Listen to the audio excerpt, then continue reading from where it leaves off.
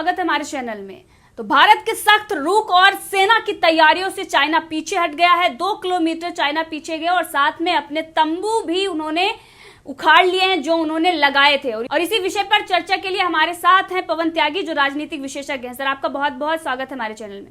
Sir, सीमा पर जिस तरीके से खबरें आ रही थी कि दोनों सेनाएं आमने सामने हैं, अब चाइना पीछे हट गया है। 2 किलोमीटर पीछे जहां दोनों सेनाएं आमने सामने थी, वहां से पीछे हट गया। इस पर आप क्या कहेंगे?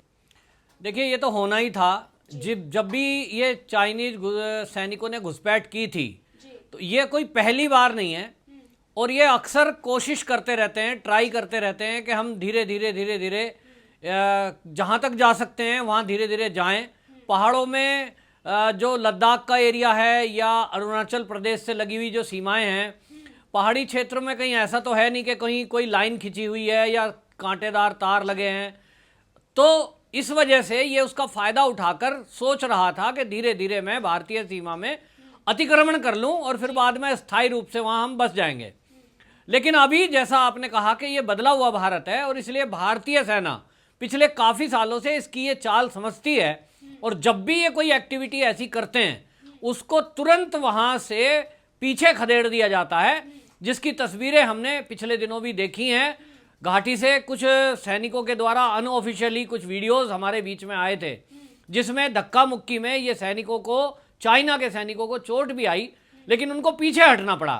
तो जब ये यहाँ इन्होंने जमावड़ा बढ़ाया तो भारत भी ये समझ नहीं पा रहा था कि आखिरकार ये इतनी बड़ी संख्या में सैनिकों के लाने का मकसद क्या है।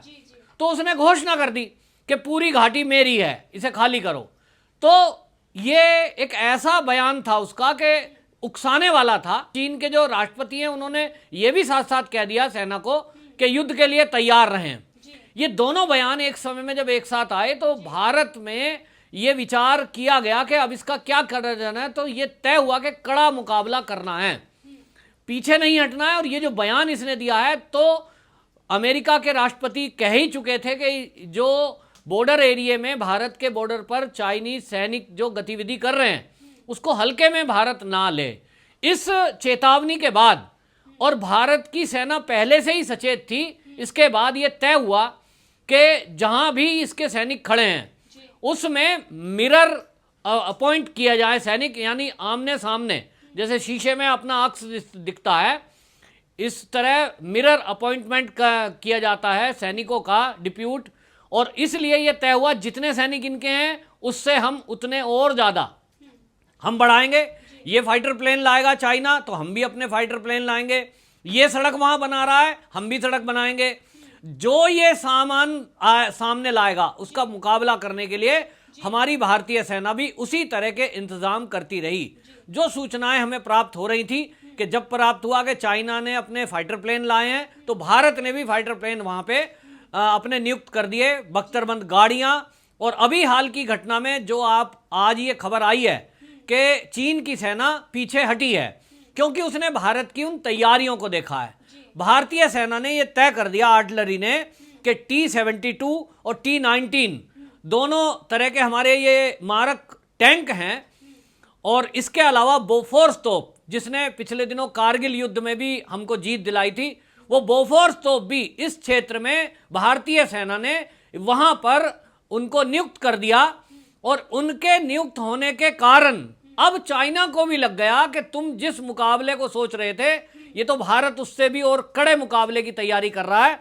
वहीं आपको बताऊं कि पूर्वी लद्दाख में नियंत्रण रेखा के पास में लगभग 3.5 किलोमीटर एरिया में बिजबिहाड़ा एक जगह है, वहां राजमार्ग 44 3.5 किलोमीटर लंबा हवाई पट्टी बनाने का काम युद्ध स्तर पर वहां अभी शुरू हुआ है, जिससे फाइटर प्लेन भी वहां तेजी से के साथ उतारे जा सकें। तो भारत की इन तैयारियों को देखकर चीन को यह लग गया है कि भारत अब पीछे हटने वाला भारत नहीं है। ये आंख में आंख दिखाकर बात करके और हमको पीछे धकेलने के लिए पूरी तैयारी कर रहा है। वहीं अमेरिका के राष्ट्रपति का बयान आना कि हम भारत के साथ खड़े हैं, जिस तरह के स्टेटमेंट उनके द्वारा आए, डोनाल्ड ट्रंप के द्वारा, उससे स्पष्ट लग गया पूरी दुनिया को कि इस बार अगर चाइना से भारत की फाइट होती है तो इसमें विश्व की महाशक्ति अमेरिका भारत के साथ है। ऐसे संकेत डोनाल्ड ट्रंप ने दिए। तो तभी से चाइना का नरम रुख पड़ना शुरू हो गया था, उस पर और नहले पे दहला मोदी जी की तरफ से यह लगा कि उन्होंने भारत में उन कंपनियों के स्वागत की तैयारियां शुरू कर दी जो चाइना से कहीं अन्य जाने वाली थी। उनके लिए रेड कारपेट भारत में बिछाया जाने लगा। योगी जी ने उसकी पहल कर दी और एक तरह से कहें तो इस आमने सामने वाले युद्ध में उन्होंने उद्घाटन कर दिया कि आगरा में वो जूतों की कंपनी जो शिफ्ट चाइना से हुई, इसी से चाइना को लग गया कि एक तरफ तो सैनिक मार खाएंगे भारत से, वहीं तुम्हारा जो उद्योग धंधा है वो भी चौपट हो जाएगा आने वाले समय में। जो भारत की तैयारियां हैं, लगभग 600 कंपनियां चाइना छोड़कर भारत में आने को ललायत हैं, जिनकी केंद्रीय मंत्रियों से लगातार बातचीत चल रही है। तो हर आप देखिए एंगल से भारत उसका मुकाबला कर रहा है, करने की पूरी तैयारी है। आगे आने वाले दिनों में भारत की यह तैयारी है कि उसको हर मुकाबले पर मात देने की पूरी तैयारी मोदी सरकार ने कर रखी है और इसलिए वो सैनिकों को पीछे हटा रहा है। वो अब घुटनों के बल आने वाला है, वो हमारा पूरा क्षेत्र खाली करेगा, वरना उसके इतने टुकड़े होंगे, उसके अंदर इतना विद्रोह होगा, क्योंकि आने वाले दिनों में बड़ी बड़ी कंपनियां उसको छोड़कर जब आएंगी तो वहां जो बेरोजगारी फैलेगी उससे वहीं की जनता आक्रोशित हो जाएगी और सरकार के खिलाफ वहां विद्रोह होने के भी चांस है। जी बिल्कुल सही कहा आपने। और वहीं पर सबकी नजरें लद्दाख में चुशूल में जो मीटिंग होने वाली है चीन और भारत के बीच में, लेफ्टिनेंट जनरल रैंक के अधिकारियों के बीच ये मीटिंग होगी, ये कितनी महत्वपूर्ण है, आपको क्या लगता है सर? देखिए, अभी तक जितनी मीटिंग हुई है हम देख रहे हैं कि मीटिंग लगातार चल रही है। जब से ये टेंशन हुई है बॉर्डर पे, तब से हर बार हम सुनते हैं कि ये जो है अब कमांडर लेवल की मीटिंग हो रही है। कमांडर माने एक लोकल बॉडी है, जो लोकल अधिकारी है जो अपने सेना की टुकड़ी को लीड करता है। तो बहुत सारे लोकल मुद्दे हुए, मान लीजिए वो गश्त पे निकले हैं और निकलते निकलते गश्त पे भारत एरिया में घुस जाए हैं, फिर वो उस पर अपना अधिकार जताते हैं। तो वहाँ जो कमांडर है भारतीय सेना का, वो एक कमांडर है, वो उसको कॉल जाती है कमांडर टू कमांडर बात हुई, दोनों ने आपस में एक दूसरे को समझा, जो गलती मान ली वापस हो गया, ये मामला सुलझ गया। इस तरह से चाइना के साथ कमांडर लेवल पे ही मामले सुलझते रहते हैं। लेकिन जब कमांडर लेवल से कोई मामला नहीं सुलझता या अपनी अपनी बात पे कमांडर दोनों अड़े हुए हैं, भारतीय कमांडर कह रहा है ये हमारा एरिया है, चाइनी कमांडर कह रहा है कि नहीं हम पीछे नहीं जाएंगे, तब ऐसे में वरिष्ठ अधिकारियों को ये सूचना दी जाती है। तो दोनों देशों की तरफ से अब ये जो लेफ्टिनेंट जनरल रैंक है, ये बड़ा रैंक है, इनके अंडर कई कमांडर काम करते हैं और सेना का महत्वपूर्ण पद है। तो अब आप समझिए कि ये उस लेवल पे जो मीटिंग होगी, ये हाई लेवल मीटिंग इसको कहिए। और जब ये लेफ्टिनेंट जनरल रैंक का कोई व्यक्ति आता है तो उसके पीछे विदेश मंत्री और रक्षा मंत्री तक की गाइडलाइन होती हैं। तो इसमें मामला बिल्कुल ही सुलझ जाएगा, ऐसा समझना चाहिए। और अगर इसमें भी कोई अधिकारी अड़ा हुआ है तो फिर ये भी हमें सोचना चाहिए कि फिर युद्ध जैसी नौबत भी आ सकती है। लेकिन चीन ने अपने जैसे टेंट पहले लगाए थे तो ये तनाव की बात थी, लेकिन अब टेंट उखाड़ लिए हैं तो अपनी तरफ से उसने एक पॉजिटिव संकेत दिया है कि वो पीछे हट रहा है। क्योंकि टेंट लगाने का मतलब ये था कि वो स्थायी रूप से अब यहां अपनी चौकियां बनाने के मूड में है, लेकिन टेंट हटाने का मतलब हो गया कि अब वो यहां से हटने के मूड में है। तो उन्होंने अपनी तरफ से पॉजिटिव एक हमें रेस्पॉन्स दिया है। और ये जो अब मीटिंग होने वाली है 6 तारीख को, तो इसमें जरूर हमें ये पूरी उम्मीद करनी चाहिए कि भारत की बात मान ली जाएगी और चाइनीज सेना वापस चली जाएगी।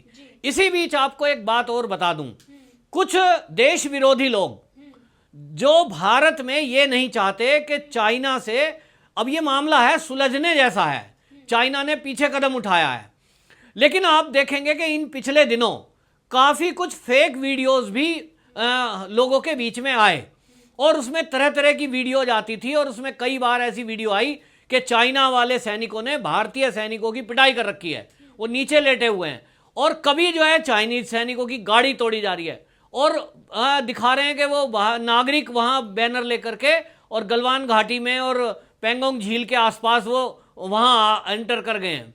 खबर फैलाई गई कि भारतीय क्षेत्र में घुस के आ गए अंदर, काफी तक 2 किलोमीटर तक चीनी घुस आए हैं। ये सब चीजें जो पूरे भारत में फैलाई जा रही थी, बल्कि मैं कहूं सोशल मीडिया है तो पूरी दुनिया में फैलाई जा रही थी। उसमें हमारे देश के विपक्षी दल, जिसमें कि वामपंथी दल और कांग्रेस, राहुल गांधी उसमें प्रमुखता से भाग ले रहे थे। सेना के एक वरिष्ठ अधिकारी ने इसको खंडन किया और उन्होंने खंडन करते हुए ये बताया कि ये जितनी वीडियोज आई मार्केट में कि आपस में इस तरह की कोई मारपीट हुई है, भारतीय सैनिकों की पिटाई हुई है, उनको लहूलुहान कर दिया गया है, या चीन की सेना भारत के क्षेत्र में घुसी आई है। और इसी तरह फेक न्यूज फैलाकर और विपक्षी दल यहां भारत में भ्रम फैलाकर सेना का कहीं ना कहीं मनोबल तोड़ने की कोशिश कर रहा था, लोगों को गुमराह करने की कोशिश कर रहा था।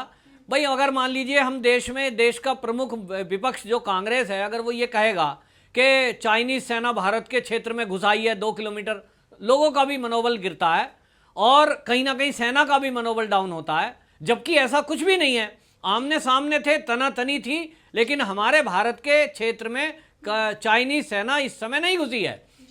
तो ये विपक्ष को समझना होगा कि इस तरह की बातों में जब देश की सुरक्षा से जुड़ा हुआ मुद्दा हो उसमें बड़ा संभल कर चलना चाहिए और सारे विपक्ष को एक दिखना चाहिए।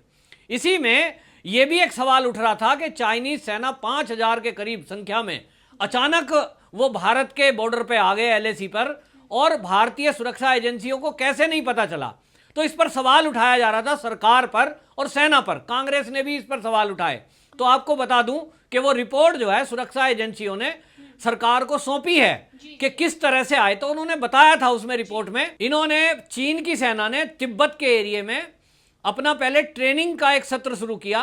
अब ट्रेनिंग के नाम पर आप जब इकट्ठे होंगे तो गतिविधियां एक दूसरे देश की पता लगती है कि भाई सैनिक इकट्ठे हो रहे हैं, टैंक आ रहा है, वहां बख्तरबंद गाड़ियां आ रही हैं या ट्रक्स आ रहे हैं, ये क्यों आ रहे हैं?